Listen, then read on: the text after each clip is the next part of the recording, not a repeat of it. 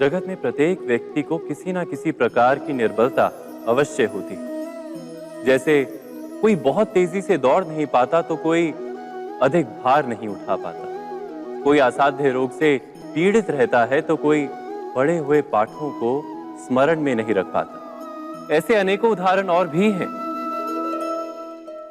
क्या आप किसी ऐसे व्यक्ति को जानते हैं जिसे सब कुछ प्राप्त हो और हम जीवन की उस एक निर्बलता को जीवन का केंद्र मानकर जीते हैं? इस कारणवश हृदय में दुख और असंतोष रहता है सदा। निर्बलता मनुष्य को जन्म से अथवा संजोग से प्राप्त होती है, किंतु उस निर्बलता को मनुष्य का मन अपनी मर्यादा बना लेता है।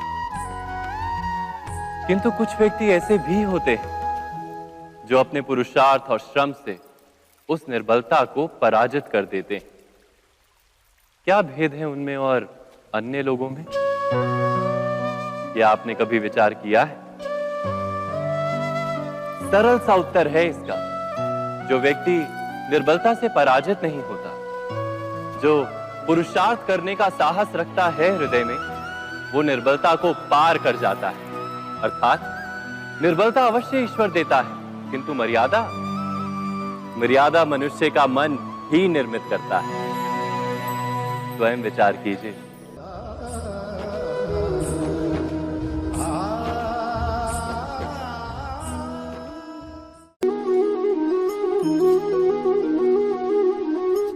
भविष्य का दूसरा नाम है संघर्ष। हृदय में आज इच्छा होती है और यदि पूर्ण नहीं हो पाती तो हृदय भविष्य की योजना बनाता है। भविष्य में इच्छा पूर्ण होगी ऐसी कल्पना करता रहता है, किंतु जीवन ना तो भविष्य में है ना अतीत में। जीवन तो इस क्षण का नाम, अर्थात इस क्षण का अनुभव ही जीवन का अनुभव। पर हम ये जानते हुए भी इतना सा सत्य समझ नहीं पाते। या तो हम बीते हुए समय के स्मरणों को घेर कर बैठे रहते हैं, या फिर आने वाले समय के लिए हम योजनाएं बनाते रहते हैं। और जीवन जीवन बीत जाता है। एक सत्य यदि हम हृदय में उतार लें कि ना हम भविष्य देख सकते हैं, ना ही भविष्य निर्मित कर सकते हैं, हम तो केवल धैर्य और साहस के साथ भविष्य को आलिंगन दे सकते हैं, स्वागत कर सकते हैं भविष्य का। तो क्या जीवन का हर पल जीवन से नहीं भर जाएगा? स्वयं विचार कीजिए।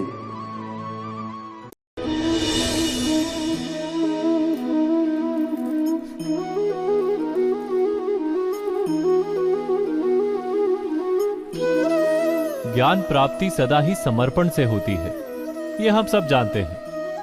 किंतु समर्पण का वास्तविक महत्व क्या है? क्या हमने कभी विचार किया?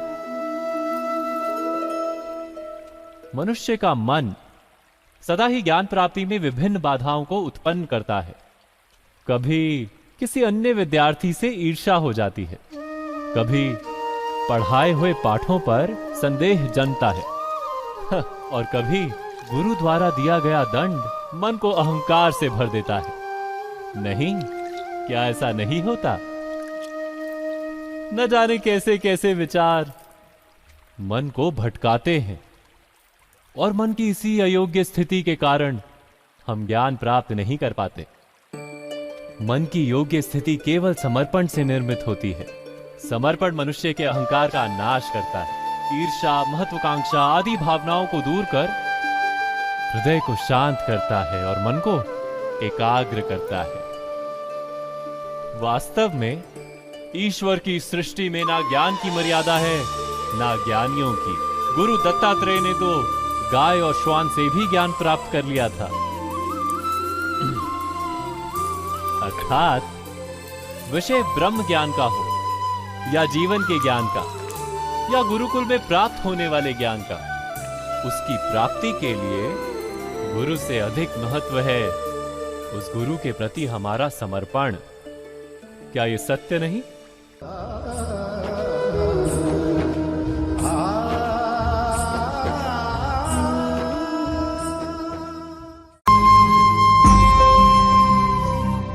प्रत्येक मनुष्य के जीवन में ऐसा क्षण अवश्य आता है जब सारे स्वप्न, सारी आशाएं, सारे दृश्य ध्वस्त हो जाते हैं। जीवन के सारे आयोजन ही बिखर जाते हैं। एक और धर्म होता है और दूसरी ओर सुख। इसी को धर्म संकट कहते हैं। जब धर्म का वहन ही संकट हो और धर्म का त्याग ही सुख हो। विचार कीजिए, कभी किसी स्वजन के विरुद्ध सत्य बोलने का अवसर प्राप्त हो जाता है, कभी ठीक दरिद्रता के समय सरलता से चोरी करने का मार्ग प्राप्त हो जाता है, कभी किसी शक्तिशाली राजनेता या राजा के कर्मचारी का अधर्म प्रकट हो जाता है। सबके जीवन में ऐसी घटना बनती ही रहती है। अधिकतर लोग ऐसे किसी क्षण को धर्म संकट के रूप में जान ही नहीं पाते। हमें किसी प्रकार के संघर्ष का अनुभव ही नहीं होता। सहजता से सुख की ओर खींचे चले जाते हैं, जैसे मक्खी गुड़ की ओर खींची चली जाती। वास्तव में धर्म संकट का क्षण ईश्वर के निकट जाने का क्षण होता है। यदि हम संघर्षों से भयभीत ना हो, सुख की ओर आकर्षित ना हो, अपने धर्म पर दृढ़ रहे, तो ईश्वर का साक्षात्कार दूर नहीं।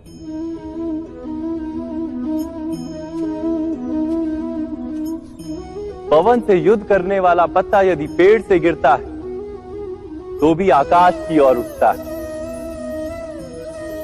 पवन से झुकने वाली घास वहीं भूमि पर रह जाती। अर्थात धर्म संकट से यदि हम संकट को ही टाल दें तो सुख तो मिलता है, जीवन बढ़ता है, किंतु क्या चरित्र नहीं टूटता? क्या आत्मा दरिद्र नहीं हो जाती? क्या ईश्वर से अंतर नहीं हो जाता? स्वयं विचार कीजिए। दो व्यक्ति जब निकट आते हैं तो एक दूसरे के लिए सीमाएं और मर्यादाएं निर्मित करने का प्रयत्न अवश्य करते हैं। हम यदि सारे संबंधों पर विचार करें तो देखेंगे कि इन सारे संबंधों का आधार यही सीमाएं हैं जो हम दूसरों के लिए निर्मित करते हैं। और यदि अनजाने में भी कोई अन्य व्यक्ति इन सीमाओं को तोड़ता है तो उसी क्षण हमारा हृदय क्रोध से भर जाता है। इन सीमाओं का वास्तविक रूप क्या है? क्या हमने कभी विचार किया?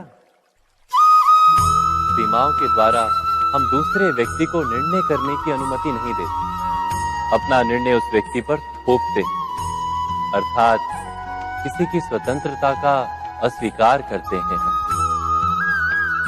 और जब स्वतंत्रता का अस्वीकार किया जाता है तो उसका हृदय दुख से भर जाता है। और जब वो सीमाओं को तोड़ता है तो हमारा हृदय क्रोध से भर जाता है। क्या ऐसा नहीं होता?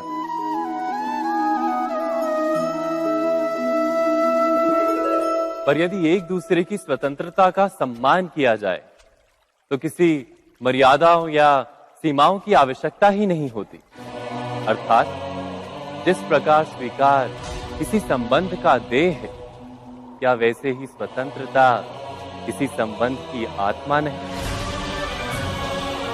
स्वयं विचार कीजिए। सबके जीवन में ऐसा प्रसंग अवश्य आता है कि सत्य कहने का निश्चय होता है हृदय में, किंतु मुख से सत्य निकल नहीं पाता। कोई भय मन को घेर लेता है। किसी घटना अथवा प्रसंग के बारे में बात करना या फिर स्वयं से कोई भूल हो जाए उसके बारे में कुछ बोलना, क्या ये सत्य है? नहीं, ये तो केवल तथ्य है। अर्थात जैसा हुआ था वैसा केवल बोल देना सामान्य सी बात।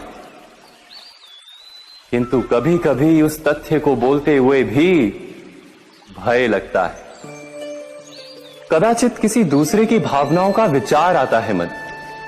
दूसरे को दुख होगा ये भय भी शब्दों को रोकता है। तो ये सत्य क्या है? क्या हमने कभी विचार किया है?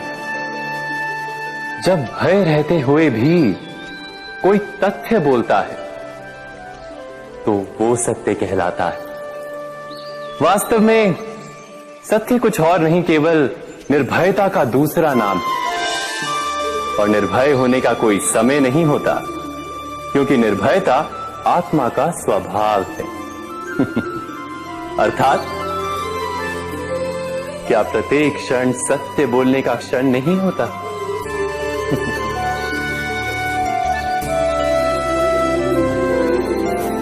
स्वयं विचार कीजिए।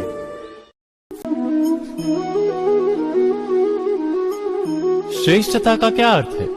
श्रेष्ठता का अर्थ है दूसरों से अधिक ज्ञान प्राप्त करना। अर्थात मूल्य इस बात का नहीं कि स्वयं कितना ज्ञान प्राप्त किया, मूल्य इस बात का है कि प्राप्त किया हुआ ज्ञान अन्य लोगों से कितना अधिक है।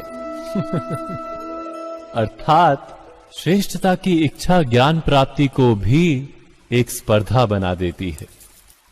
और स्पर्धा में विजय अंतिम कब होती है?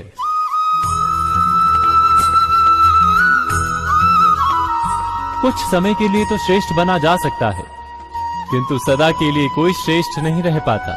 फिर वही असंतोष, पीड़ा और संघर्ष जन्म लेता है। किंतु श्रेष्ठ बनने के बदले यदि उत्तम बनने का प्रयत्न करें तो क्या होगा? उत्तम का अर्थ है कि जितना प्राप्त करने योग्य है वो सब प्राप्त करना, किसी से अधिक पाने की इच्छा से नहीं, मात्र आत्मा की तृप्ति हेतु कुछ प्राप्त करना। उत्तम के मार्ग पर किसी अन्य से स्पर्धा नहीं होती, स्वयं अपने आप से स्पर्धा होती है। अर्थात उत्तम बनने का प्रयत्न करने वाले को देर अबेर सारा ज्ञान प्राप्त हो जाता है, बिना प्रयत्न के ही वो श्रेष्ठ बन जाता है। किंतु जो श्रेष्ठ बनने का प्रयत्न करता है वो श्रेष्ठ बने या ना बने, उत्तम कभी नहीं बन पाता।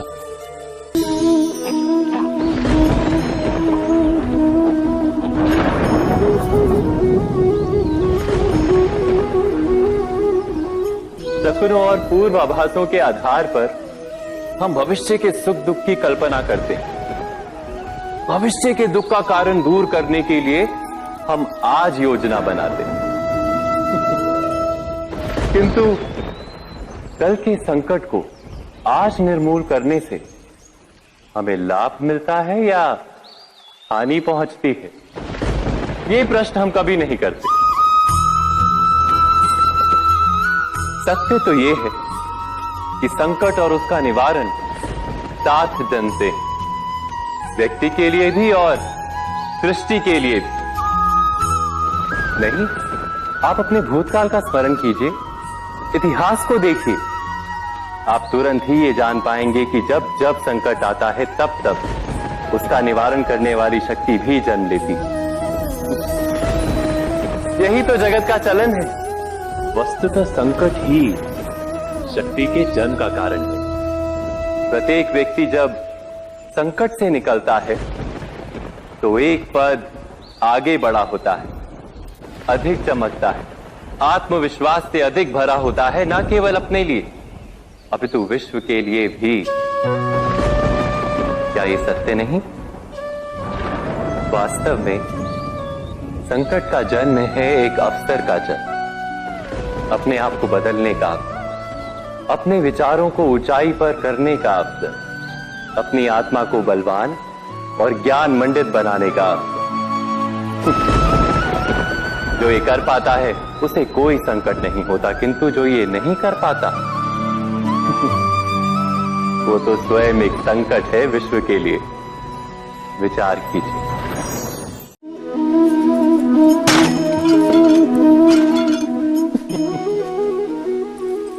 कभी कभी कोई घटना मनुष्य के जीवन की सारी योजनाओं को तोड़ देती और मनुष्य उस आघात को अपने जीवन का केंद्र मान लेता।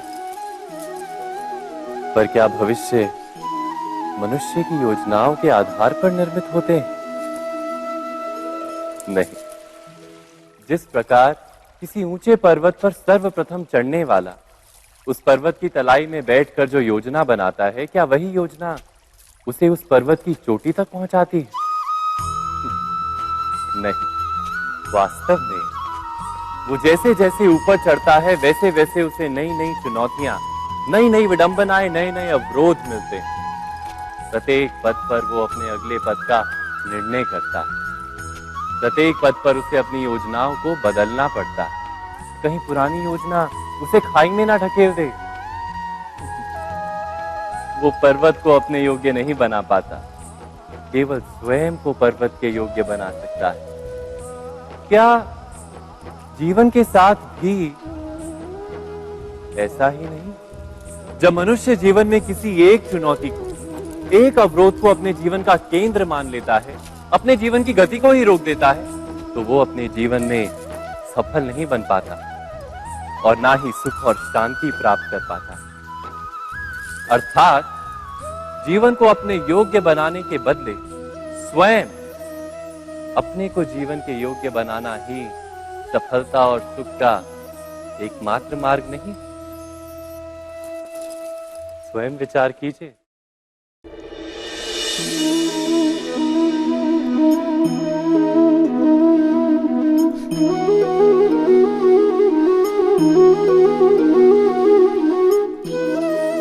जीवन का हर क्षण निर्णय का क्षण होता है। प्रत्येक पद पर दूसरे पद के विषय में कोई निर्णय करना ही पड़ता है और निर्णय अपना प्रभाव छोड़ जाता है। आज किए गए निर्णय भविष्य में सुख अथवा दुख निर्मित करते हैं, ना केवल अपने लिए, अपने परिवार के लिए भी, आने वाली पीढ़ियों के लिए भी। जब कोई दुविधा सामने आती है तो मन व्याकुल हो जाता है, अनिश्चय से भर जाता है। निर्णय का वो क्षण युद्ध बन जाता है और मन बन जाता है युद्ध भूमि। अधिकतर निर्णय हम दुविधा का उपाय करने के लिए नहीं, केवल मन को शांत करने के लिए लेते हैं। पर क्या कोई दौड़ते हुए भोजन कर सकता है? नहीं। तो क्या युद्ध से जूझता हुआ मन कोई योग्य निर्णय ले पाएगा? वास्तव में शांत मन से जब कोई निर्णय करता है तो अपने लिए सुखद भविष्य बनाता है, किंतु अपने मन को शांत करने के लिए जब कोई निर्णय करता है तो वो व्यक्ति भविष्य में अपने लिए कांटों भरा वृक्ष लगाता है। स्वयं विचार कीजिएगा।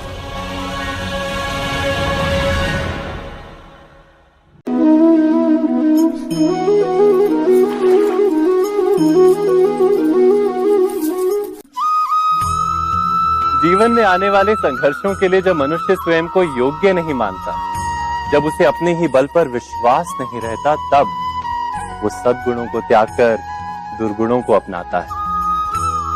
वस्तुतः मनुष्य के जीवन में दुर्जनता जन्म ही तब लेती है जब उसके अंतर में आत्मविश्वास नहीं होता। आत्मविश्वास ही अच्छाई को धारण करता है। ये आत्मविश्वास है क्या?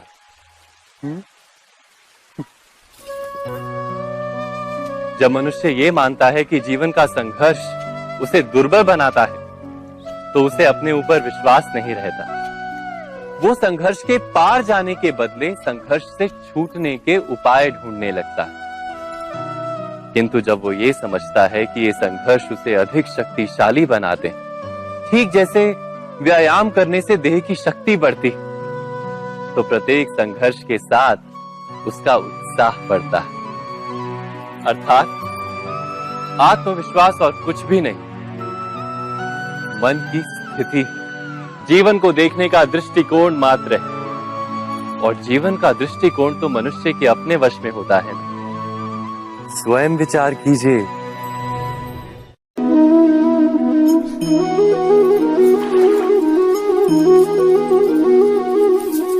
पिता सदा ही अपने संतान के सुख की कामना करते हैं, उनके भविष्य की चिंता करते रहते हैं। इसी कारणवश सदा ही अपने संतानों के भविष्य का मार्ग स्वयं निश्चित करने का प्रयत्न करते रहते हैं। जिस मार्ग पर पिता स्वयं चला है, जिस मार्ग के कंकर पत्थर को स्वयं देखा है, मार्ग की छाया, मार्ग की धूप को स्वयं जाना है, उसी मार्ग पर उसका पुत्र भी चले, यही इच्छा रहती है हर पिता की। निस्संदेह उत्तम भावना है ये, किंतु 3 प्रश्नों के ऊपर विचार करना हम भूल ही जाते हैं। कौन से प्रश्न? प्रथम प्रश्न, क्या समय के साथ प्रत्येक मार्ग बदल नहीं जाते? क्या समय सदा ही नई चुनौतियों को लेकर नहीं आता? तो फिर बीते हुए समय के अनुभव नई पीढ़ी को किस प्रकार लाभ दे सकते हैं? दूसरा प्रश्न, क्या प्रत्येक संतान अपने माता पिता की छवि होता है? हाँ, संतानों को संस्कार तो अवश्य माता पिता देते हैं, किंतु भीतर की क्षमता तो ईश्वर देते हैं।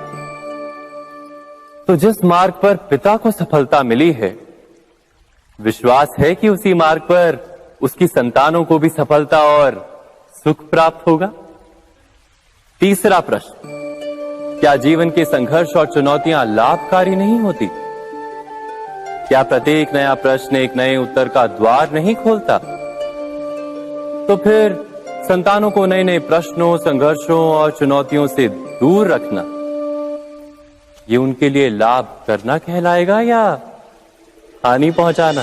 अर्थात जिस प्रकार संतान के भविष्य का निर्माण करने के बदले उसके चरित्र का निर्माण करना श्रेष्ठ है, वैसे ही संतानों के जीवन का मार्ग निश्चित करने के बदले उन्हें नए संघर्षों के साथ जूझने के लिए मनोबल व ज्ञान देना अधिक लाभदायक नहीं होगा? स्वयं विचार कीजिए। मनुष्य की सबसे बड़ी दुर्बलता क्या होती है? सोचिए। धन, प्रेम, अहंकार। मनुष्य की सबसे बड़ी दुर्बलता होती है उसके रहस्य। चाहे आप कितने भी शक्तिशाली क्यों ना हो, कितने भी प्रबल क्यों ना हो, परंतु उसके रहस्य उसके नाश की चाबी होती है। इसलिए यदि प्रबल रहना है, शक्तिशाली रहना है, समर्थ रहना है, तो अपने रहस्य को किसी को भी ना बताएं, ना मित्र को और ना ही शत्रु को, क्योंकि समय पड़ने पर कब कौन शत्रु हो जाए ऐसा कहना संभव नहीं। विभीषण को रावण के अमृत कुंड का ज्ञात था, इसीलिए प्रभु श्री राम रावण का वध करने में सफल हो सके। इसलिए उचित यही है कि आप अपने रहस्य को स्वयं तक ही सीमित रखें। मनुष्य जीवन की परीक्षा में सफल होने के लिए क्या नहीं करता? वो परिश्रम करता है, दौड़ भाग करता है, और ये सब करने के पश्चात भी जब उसका काम नहीं बनता तो वो नकल करता है ना? तनिक लौटिए अपने बचपन में, स्मरण कीजिए अपने बचपन की स्मृतियों का। क्या स्मरण हुआ? विद्यालय में जब आप परीक्षा देने जाते थे तो क्या होता था? आप ना सहे, परंतु कोई ना कोई सफलता पाने के लिए नकल करता ही था और उत्तीर्ण भी हो जाता था, है ना? परंतु जीवन की परीक्षा ऐसी नहीं होती। नकल करने वाला सफल नहीं होता।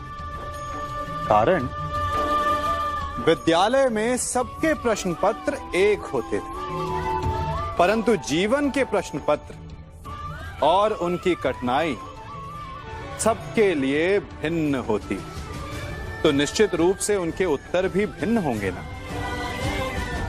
इसलिए यदि आपको जीवन में सफलता पानी है तो नकल ना कीजिए, स्वयं के प्रश्नों का उत्तर स्वयं ढूंढिए और सफलता आपकी ही होगी। मनुष्य का जीवन हार और जीत विजय और पराजय, सफलता और असफलता के मध्य झूलता रहता है। आपके साथ भी ऐसा होता होगा, है ना? जब आप सफल होते हैं, किसी चुनौती पर विजय पाते हैं, तो मन प्रसन्नता से आनंद के उपवन में झूमने लगता है। और जब आप असफल होते हैं, तब मन दुख और पीड़ा के सागर में डूबने लगता है। परंतु वास्तव में सफलता और असफलता है क्या? तनिक ध्यान से सोचिए। ये केवल हमारी मनोस्थिति मात्र है। हमारी पराजय तब नहीं होती जब हमारा शत्रु विजय प्राप्त कर ले।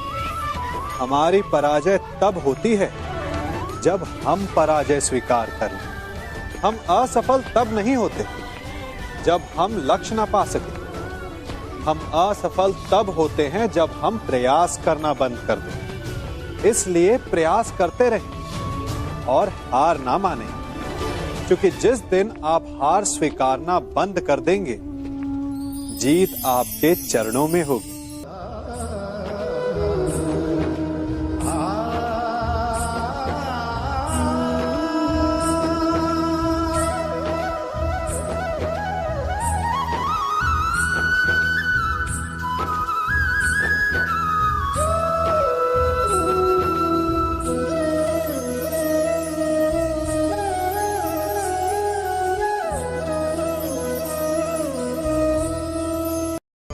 आप सबने बरगद के वृक्ष को तो देखा ही होगा।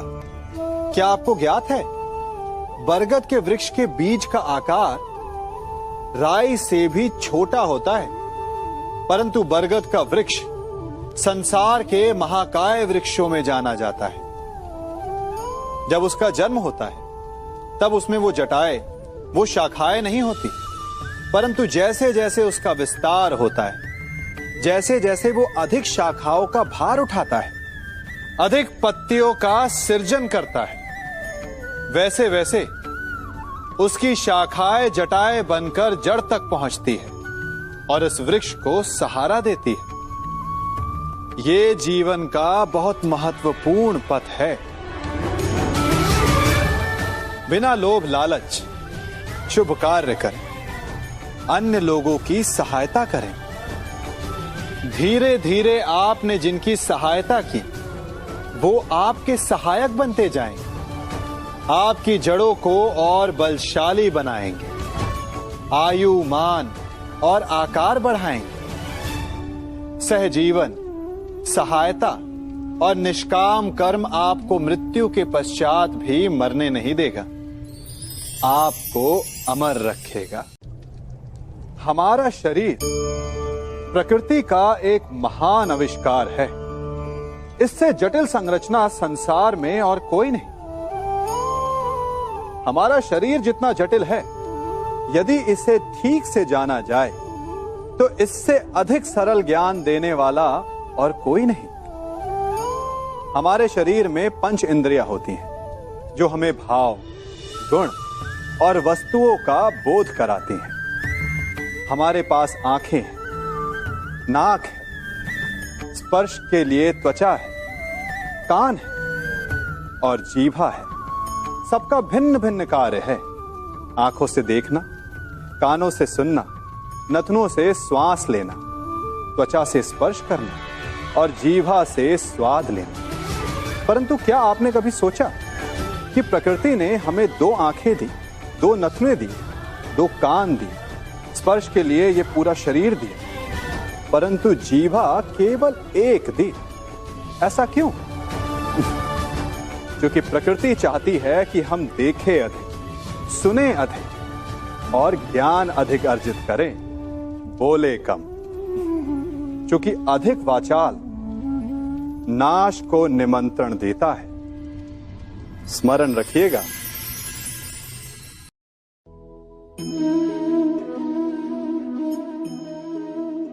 ये सदा यही कहते आए कि यदि आगे बढ़ना है तो अपनों का साथ दो। सत्य कहते हैं, अपनों का साथ देना ही चाहिए। परंतु साथ देने से पूर्व ये अवश्य पहचान लेना चाहिए कि अपने हैं कौन। क्या अपने वही होते हैं जिनके साथ हमारा रक्त संबंध होता है, या अपने मित्र? अपने वो होते हैं जो हमें सद्कार्य के लिए प्रेरित करें, हमें आगे बढ़ाएं, हमारा साथ दें।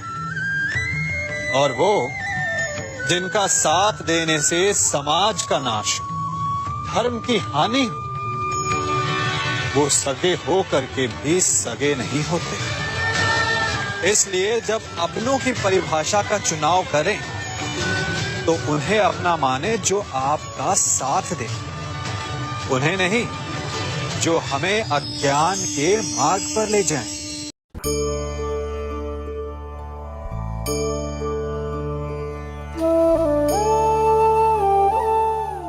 आप जिनसे प्रेम करते हैं सदा उनके समीप रहना चाहते हैं, नहीं चाहते कि कभी अपनों से दूर होना पड़े, बिछड़ना पड़े। परंतु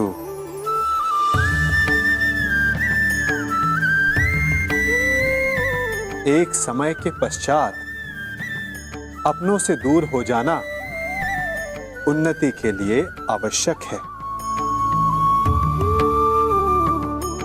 आप माता पिता हैं ना, यदि आप अपनी संतान के जीवन के हर पग पर उनका मार्गदर्शन करते रहेंगे तो आपकी संतान स्वयं मार्ग चुनना कैसे सीखेगी? मार्ग के कांटों से स्वयं को बचाना कैसे सीखेगी? इसीलिए एक समय के पश्चात अपनों से बनाई गई दूरी सदा लाभदायक रहती है। आज मैं आप सबको एक कथा सुनाता हूं। एक दिन प्रातः एक व्यापारी अपने घर से निकला। घर से निकलते ही एक बिल्ली ने उस व्यापारी का मार्ग काट दिया। व्यापारी घबरा गया, वो फिर से घर लौट गया और शुभ घड़ी की प्रतीक्षा करने लगा। और जब वो पुनः अपने घर से निकला तब वो वाहन जा चुका था जिससे राजा तक पहुंचकर उसे भेंट देनी थी। राजा को भेंट नहीं मिली। राजा क्रोधित हो गए। राजा ने उस व्यापारी का व्यापार बंद करवा दिया। इस कारण व्यापारी क्रोधित होकर घर पर अपनी पत्नी से लड़ बैठा। पत्नी अपने बच्चों समेत मैके वापस चली गई और उस व्यापारी के जीवन में यदि कुछ रह गया था तो केवल अंधकार। और इन सब का कारण वो उस बिल्ली को मानता रहा जिसने उसका मार्ग काटा था। ऐसा ही एक दूसरा व्यापारी राजा को भेंट देने निकला और उस व्यापारी का मार्ग भी एक बिल्ली ने काट दिया। वो व्यापारी तनिक घबराया, परंतु उसने आगे बढ़ना अधिक उचित समझा। राजा तक वो समय पर पहुंचा। उसने राजा को भेंट दी। राजा प्रसन्न हुए और राजा ने व्यापारी को अपना व्यापार बढ़ाने की अनुमति दी, स्वर्ण आभूषण दी। जब व्यापारी घर पर पहुंचा तो पत्नी को आभूषण और अपने बच्चों को देने के लिए वस्त्र थे उसके पास। हर ओर प्रसन्नता थी। समझ रहे हैं ना? दोनों के साथ एक ही प्रकार की घटना हुई, परंतु दोनों की प्रतिक्रिया भिन्न थी। ऐसा ही हमारा जीवन भी है। हमारे जीवन में प्रारब्ध का अपना स्थान है, परंतु उससे कई अधिक महत्वपूर्ण हमारी प्रतिक्रिया, हमारे सोच का प्रभाव है, क्योंकि यही हमारे जीवन को आकार देते हैं। इसलिए अपनी सोच को सकारात्मक रखिए। आपका जीवन सदैव आनंदमय।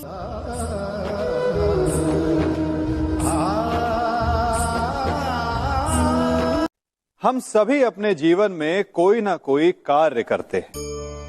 कार्य करते हैं तो थकान की अनुभूति होती है, और यदि थकान ना उतरे तो कार्य करने का मन नहीं करता। हम आशा करते हैं कि कदाचित एक दिन में 24 के स्थान पर 26 घंटे होते तो आराम करने के लिए हमें और अधिक समय मिल जाता। हमें ऐसा अनुभव होता है कि हम बहुत अधिक कार्य कर रहे हैं, है ना?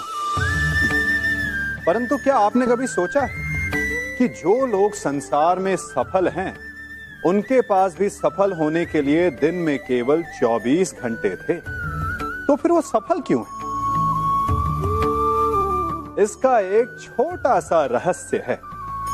वो कार्य चुनते हैं जो उन्हें प्रिय है, जिसे करने में उन्हें आनंद आता है। उन्हें लगता ही नहीं कि वो कार्य कर रहे हैं, उन्हें लगता है कि वो प्रतिपल आनंद मना रहे हैं।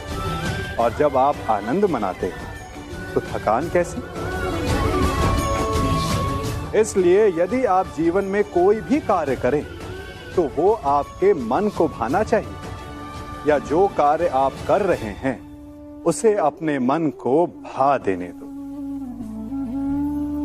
सफलता आपको मिलेगी। कभी सोचा है हमारा जीवन भी उस रेत की घड़ी की भांति है? जो रेत नीचे गिर चुकी है वो हमारा अतीत है, जो अब भी ऊपर है वो हमारा आने वाला भविष्य है, और वर्तमान ये संकुचित स्थल है जहां से धीरे धीरे करके रेत गिर रही है। अर्थात हमारे पास जीने के लिए यही एक क्षण है।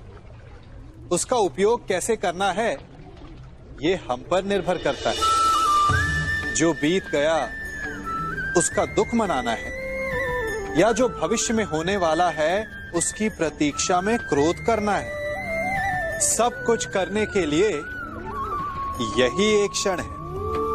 प्रसन्न रहना है तो उसके लिए भी यही एक पल है। प्रतीक्षा करते रहोगे तो ये पल भी भूतकाल में बदल जाएगा। इसलिए आनंद के लिए, परोपकार के लिए प्रतीक्षा ना कीजिए। आपके पास जो पल है उनका भरपूर सदुपयोग कीजिए, क्योंकि इस घड़ी को पलटकर आप फिर से समय अवश्य गिन सकते हैं, परंतु अपना बीता हुआ समय आप वापस नहीं लौटा पाएंगे।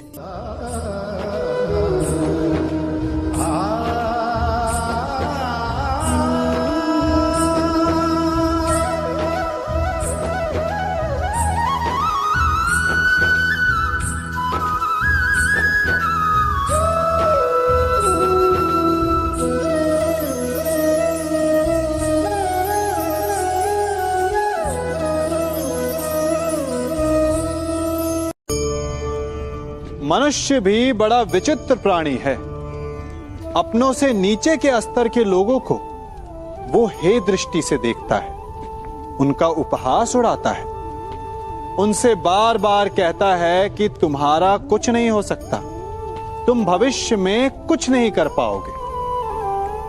जब मनुष्य के पास धन, संपत्ति, मान होता है तो वो दूसरों का आदर नहीं करता, परंतु वो एक बात भूल जाता है कि उससे भी अधिक शक्तिशाली कोई अस्तित्व में है, और वो है समय। काल काल अपना चक्र कब बदलेगा ये कोई नहीं जानता। समय अपनी करवट कब लेगा ये कोई नहीं जानता। कोयला भी समय के साथ साथ हीरे में परिवर्तित हो जाता है। इसलिए जीवन में कभी भी किसी का भी उपहास नहीं उड़ाना चाहिए।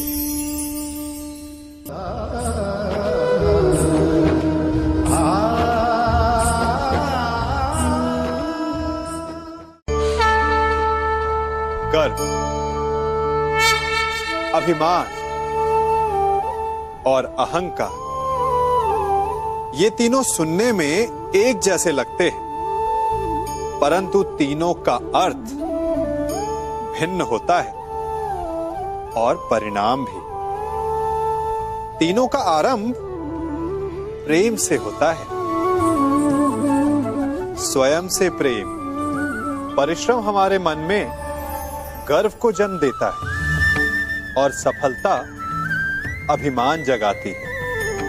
यहां तक ठीक है, परंतु जब ये भावना अहंकार बन जाती है तब वो समस्या बन जाती है, क्योंकि सबसे बुरा अंत अहंकारी का ही होता है। परंतु मनुष्य के लिए पहेली यही है कि पहचाना कैसे जाए कि अहंकार जग गया है और उसका दमन आवश्यक है। इसका उत्तर मैं नहीं, आपका मन देगा। जब तक आप स्वयं से प्रसन्न हैं, जब तक आप सबसे ऊंचा उठने का प्रयास कर रहे हैं, तब तक ठीक है। परंतु जब आपके मन में दूसरों को नीचा समझने का भाव आ जाए तो सावधान हो जाइए, क्योंकि यही अहंकार है जो वास्तव में आपको हीन कर रहा है।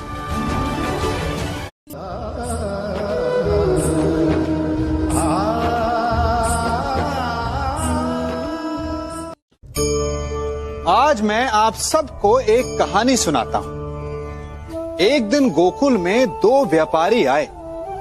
एक व्यापारी शहद का था, बड़ा मीठा शहद था उसका, परंतु वो गोकुल में टिक नहीं पाया। उसके व्यापार ने घाटा खाया और शीघ्र ही वो गोकुल छोड़कर चला गया। और दूसरा व्यापारी मिर्च का था। पहले दिन वो एक पोटली लाया और दूसरे ही दिन वो पूरी बैलगाड़ी भर कर लाया। और धीरे धीरे पूरी मथुरा में उसकी धाक जम गई। मुझे बड़ा आश्चर्य हुआ, तो मैंने बाबा से पूछा कि ऐसा क्यों कि एक मीठे शहद का व्यापारी कंगाल हो गया और एक मिर्च का व्यापारी धीरे धीरे नगर सेठ बन गया। बाबा मुस्कुराए और उन्होंने कहा कि मीठी बोली बोलने वाले की तीखी मिर्च भी बिक जाती है, और जो कड़वी बोली बोलता है उसका मीठा शहद भी नहीं बिकता। वाह, कितने उत्तम विचार हैं उनके, और उचित ही है।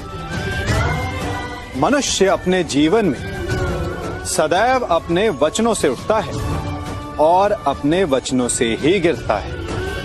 इसलिए अपने जीवन में सदैव मीठी बोली बोलने का प्रयास कीजिए, आपका जीवन सरल हो जाएगा। मनुष्य की सबसे बड़ी दुर्बलता क्या होती है? सोचिए। धन, प्रेम, अहंकार। मनुष्य की सबसे बड़ी दुर्बलता होती है उसके रहस्य। चाहे आप कितने भी शक्तिशाली क्यों ना हो, कितने भी प्रबल क्यों ना हो, परंतु उसके रहस्य उसके नाश की चाबी होती है। इसलिए यदि प्रबल रहना है, शक्तिशाली रहना है, समर्थ रहना है, तो अपने रहस्य को किसी को भी ना बताएं, ना मित्र को और ना ही शत्रु को, क्योंकि समय पड़ने पर कब कौन शत्रु हो जाए ऐसा कहना संभव नहीं।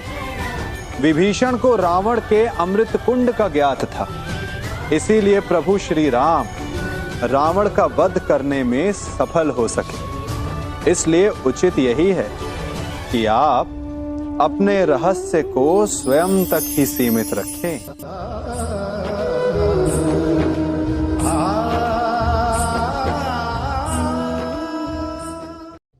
युवा अवस्था भी हमारे जीवन का कितना सुंदर काल होता है ना। बाहु में बल, मन में कुछ बड़ा कर जाने की चाह, आंखों में भविष्य के सुंदर और कोमल सपने। और इसी अवस्था में मनुष्य के भीतर पनपता है प्रेम। किसी को देखकर उस पर मन मोहित हो जाता है और फिर मनुष्य अपना सब कुछ उस पर न्यौछावर कर देना चाहता है। फिर प्रेम की परिणति होती है विवाह में। क्यों? सबको अपने खट्टे मीठे संस्मरण स्मरण हुआ है ना। परंतु यहीं से अधिकतर माता पिता और संतान के मध्य विचारों का विरोध प्रारंभ हो जाता है। संतान को लगता है कि उसका चुना जीवन साथी ही उसके लिए उपयुक्त है, और माता पिता को लगता है कि संतान अनजाने में भूल कर रही है। संतान का तर्क होता है कि उसे विवाह किससे करना है, ये उसका अधिकार है, और माता पिता का तर्क ये होता है कि अब भी जीवन साथी चुनने की समझ संतान में है ही नहीं। तो इस अवरोध को काटा कैसे जाए, उचित निर्णय कैसे लिया जाए? इसका एक ही मार्ग है, अपने उत्तरदायित्व का भान और अपनों से बड़ों के मापदंडों का भान। विवाह करने से पूर्व यह जान लेना आवश्यक है कि विवाह केवल अपने प्रेम को पाने का मार्ग नहीं है, अपितु विवाह से जीवन का एक नया द्वार भी खुलता है, और हर नए जीवन के साथ नए उत्तरदायित्व भी होते हैं। और यदि इन उत्तरदायित्वों को समझकर निर्णय लिया जाए तो विश्वास कीजिए, आपका दाम्पत्य जीवन आनंद से भरा रहेगा, और आपको कभी यह पछतावा नहीं होगा कि आपने कोई अनुचित निर्णय लिया।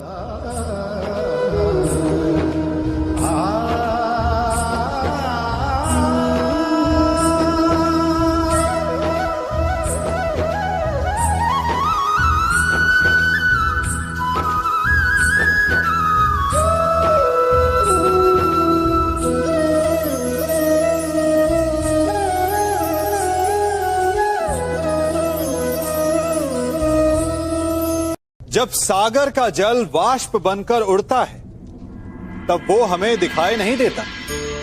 मेघ उस जल को अपने भीतर छिपा लेते हैं, लंबी यात्रा करते हैं, प्रयास करते हैं कि वो जल सदा उनके भीतर छिपा रहे, परंतु जब वायु का वेग उन्हें उड़ाकर किसी पर्वत से ले जाकर के टकरा देता है, तब उन मेघों को बरसना ही पड़ता है, क्योंकि यही नियति है, यही प्रकृति है। क्योंकि जल को सागर में जाकर मिलना ही है।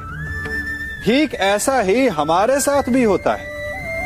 हम सत्य को अपने मन के मेघों में चाहे जितना छिपाने का प्रयास कर लें, परंतु समय की आंधी उसे वास्तविकता के पर्वत से ले जाकर के टकराकर हमारे समक्ष ले ही आती है। जिस भय के कारण आप सत्य को सामने नहीं लेकर आना चाहते, एक दिन वही भय हमारे समक्ष आकर खड़ा हो जाता है, और फिर हम लाचार हो जाते हैं, क्योंकि हमने उस भय का सामना करने की तैयारी नहीं की होती। इसलिए सत्य से भागे नहीं, उसे छिपाए भी नहीं, उसे स्वीकार करें। भविष्य की बड़ी विपत्ति से बच जाएंगे।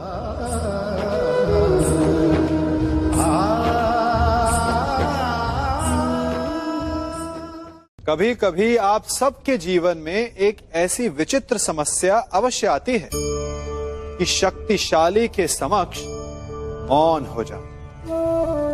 कि उस शक्तिशाली से विवाद करने से बचने के लिए आप मौन रह जाते।